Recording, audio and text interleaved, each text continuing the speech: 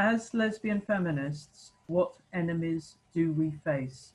I will speak from the perspective that I live in Norway. It is the queer ideology that is the main enemy, not the people with dysphoria in general.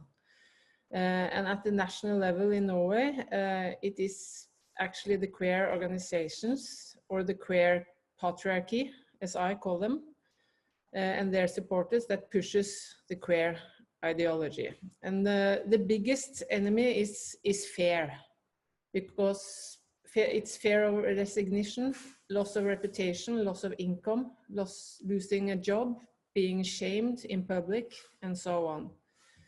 And I mean, I get so many letters and people who contact me and say they agree, but they don't dare to speak up. So, and also the politicians are afraid, and they mostly don't dare to raise critical questions about this. And part of the reason is that we have quite many lesbian and gay politicians who front these issues, and they are the experts.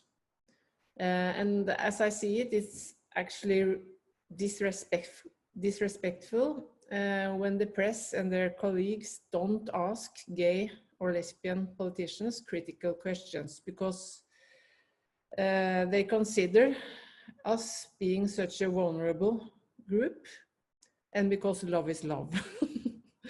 And we also, I mean, we have a gay health minister who has pushed through the law on changing the legal gender. And now he has pushed through a new guideline for the treatment of transsexuals. And the guideline is not based in research evidence, it's solely based on queer ideology. He doesn't listen to women who warn about the consequences. He doesn't even meet us. And he doesn't even listen to medical experts who are very critical in Norway to these guidelines. The only one he listens to is his friend in the queer patriarchy. So in Norway, we have like this health minister, he's called Bent, and it's not the health minister who rules, but it's the gay victim Bent who rules. And he is selling the narrative about dark Christian forces and conversion therapy in Norway. And it's in Norway, that is really not a problem. Actually, I met him after a radio debate, and I told him why I was there, and that my performance group had been refused to perform a song called Vagina Anthem at the opening of an art exhibition. We were invited to attend because of, and the reason why we couldn't perform it was because it was a potential offensive lyrics. And then he told me, this gay health minister of health, that it was a very small price to pay to ensure the rights for vulnerable men who identify as women. I don't know that I'd put things in terms of enemies. The enemy of all of us, of course, is male supremacy. In fact, it's the enemy of the whole human race, if they would only realise it. At the moment, what I'm doing is I'm focusing on the whole transgender thing, because it seems to me that although there are so many other really, really important issues in the world, like global warming, the transgender thing somehow seems to be central at the moment, because it is so false. It is based on such an enormous lie that men can be women, and there's so much violence connected with it that it's clearly central to something, and I think it's an enormous backlash to feminism. Right in the middle of it is misogyny, a misogyny that's not only a hatred of women, an overt and brutal hatred of women, but is also an indifference to women, because it's been so influential. It is just everywhere. I just cannot believe how many institutions have fallen before this transgender thing, and just accepted it. And I think it's because we live in a society that simply doesn't see women. is utterly indifferent to women's needs, utterly indifferent to even to the existence of women. In the United States, we have two enemies, and when I use the word enemies, I'm talking ideological enemies, not individuals, even though individuals do promote these ideologies, but I do want to make that distinction in response to a comment in the chat about the use of the word enemies. The two enemies are the promoters of transgender ideology and Christian or religious fundamentalism, which is a very, very strong and dangerous force in the United States as well. As everyone knows, the promoters of transgender ideology are working to change law and culture to disappear women as a sex, and therefore the very idea and possibility of lesbianism is disappeared as well. Our lesbian feminist communities, as I said, were the first to be colonized by transgenderism, and we've been denied our right to meet outside the presence of males. In the LGBT centers, women-only and lesbian-only groups are now prohibited. We don't have women's bathrooms anymore even, so there's no place to go to be just with women in the gay centers, and a lot of lesbians have just stopped going. Trans-identified males organized a boycott of Michigan Women's Music Festival, which was part of the reason it ended up closing. And then we have the growing trend of the transitioning of children, mostly young girls, who are caught in this ideology, and often their homophobic parents would much prefer a girl who passes as a boy than an open lesbian. So transgender ideology is messing with young lesbians or young future lesbians, and messing with young women generally, or women generally, but really closing off the possibility of a lesbian life. The Christian right, at the same time, is attempting to roll back lesbian and gay rights and reproductive rights, and they've become entrenched in one of our two corporate parties. They're welcomed at the White House and obtain positions in our courts. Their opposition to transgenderism is opportunistic, and for the opposite reasons from feminists, in that they support gender roles, traditional sex roles. Their real target is gay rights, and the Christian right is fighting right now, and is successfully fighting to get broad exemptions to civil rights laws, so that any protections we have there'll be exceptions if you have a religious objection to, let's say, hiring a gay person or a lesbian. So it's a very dangerous backlash, and when I say that their opposition to transgenderism is opportunistic and phony, it really is, because I had the experience of suing one of these places. It was a fundamentalist run shelter, and they actually welcomed a trans-identified male into the women's shelter. So, and they were horrible and bigoted against everything you can imagine. And we had to sue them for their religious discrimination and their disability discrimination. And they treated one lesbian there horribly, but yes, they did welcome into the shelter. So anyway, so we do have two enemies, and for women in the United States, we need to be aware of that.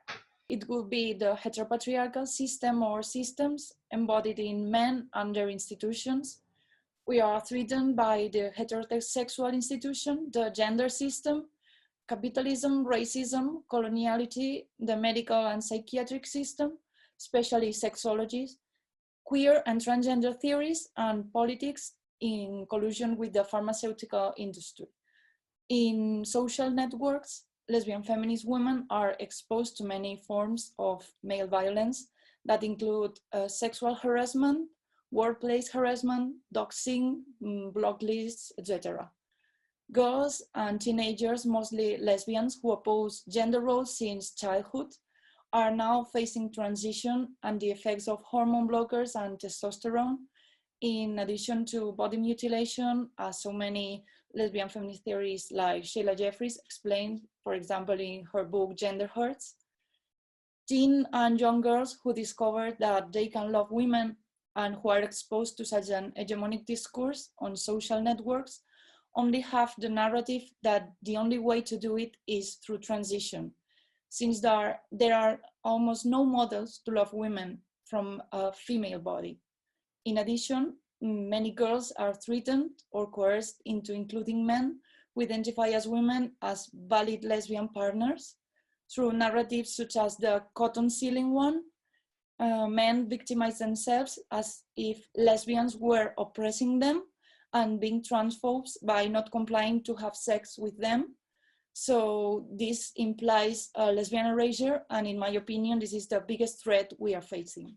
In Italy, the Catholic Church had a strong grip on society, and we had to fight every inch of the way towards a freer society. I think that the grip was so strong because it was functional to capitalism we had until the 90s. The welfare state was based on the traditional family, and lesbians were outside.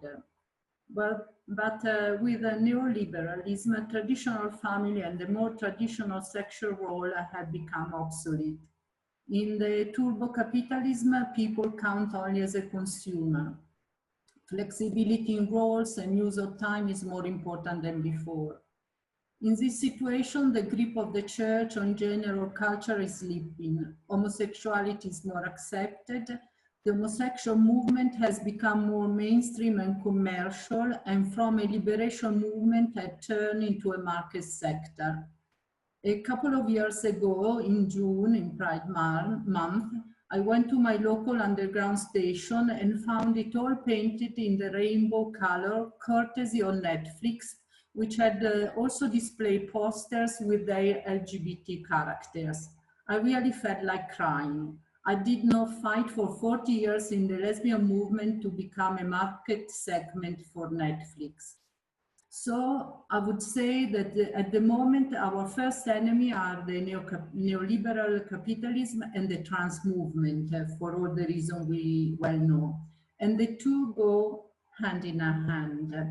And I would like to say one more thing about the transgender ideology.